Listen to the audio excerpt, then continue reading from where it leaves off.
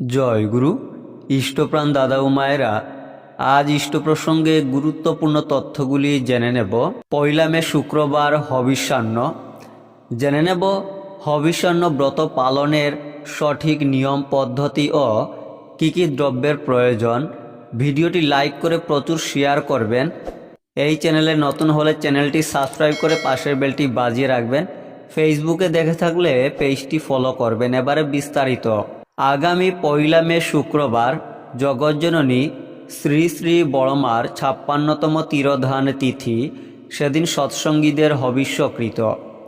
হবিষ্যান্ন ব্রত।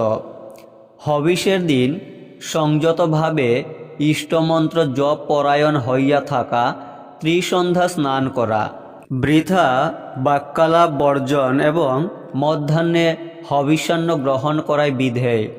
হবিষ্যান্নে আতপ চাল, সন্ধব লবণ, মুগ বা মটর ডাল সিদ্ধ, তিল বাটা, কাঁচা কলা সিদ্ধ, পাকা কলা, ঘৃত, আম, দুধ, যব, হরিতকি ও আমলকি গ্রহণ করা যায়।